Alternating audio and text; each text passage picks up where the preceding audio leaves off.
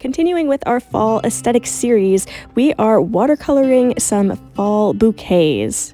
And they're going to be small, they're going to be delicate, they're going to be cute. So make sure that you are using a small paintbrush to create these flowers. And then that way you can really get into the details. Using some fall colors like oranges and yellows and reds, I'm going to show you how to create some of these iconic flowers. So for the first dahlia flower, what you can do is you can create little lines that are just rotating around a center point. A good way to do that is to start off with that center point first and then do little flicks out from the center. But the second way to do it is to create almost like a star shape. Basically just do a bunch of crisscrossing diagonal lines, and then that'll also give you that same radial effect. Because I'm creating two bouquets, I'm using the same flowers in each just to show you a couple different techniques, as well as to create one cute unified piece at the end. So I'm using one flower in each bouquet, and I've spread them a little bit farther apart to designate where the bouquets are.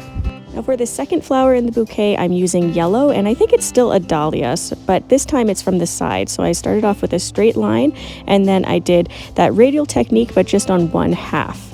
And then for the other bouquet, I'm using that same flower and making it pointed downwards. So I focused all of my strokes downwards. And then I'm going to have these cute little yellow flowers that are ascending upwards to give more dimension to my bouquets. So I just created a couple of yellow splotches with like a V shape. And here you can see I added a little bit too much redness to it to create a shadow. But I'm going to quickly clean that up and dab it up with just a piece of paper towel. So if you ever make a mistake like that with watercolor, if it's still wet, you can usually dab it up and make everything better. And now I'm going to make these stems. So I'm mixing up a green that I like, and then I'm just going to start from the tips of the flowers, or rather the bottom of the flowers and the tip of the stem, and I'm just going to bring it down and cross them over to give the illusion that they are all sticking together in a bouquet. And to give the illusion of depth, I'm going to draw the stem in between the flowers just to make it look like there's a stem behind the flowers. And then to create the leaves, I'm just making some small little V's that go up and down the stems in a variety of shades of green too, because there are a couple different flowers in there, so they'll have a little bit different color green leaves.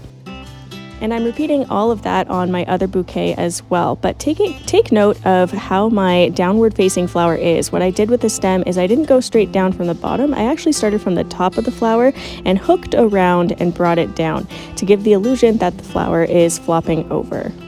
So once my flowers are dry, I am drawing the vases right on top. So I'm going to show you two different types of vases. One is very round. So I started with a round circle that goes all the way around the stems. And then I made just a straight line at the top of the vase to make it look like the flowers were coming out. And then for the second vase, I did a horseshoe shape instead. But you can experiment with whatever type of vase you want to create.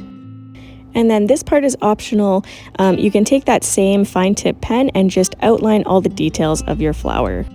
If you like this video, give it a like, comment what you want to see next, and subscribe if you want to see more. Thanks for watching.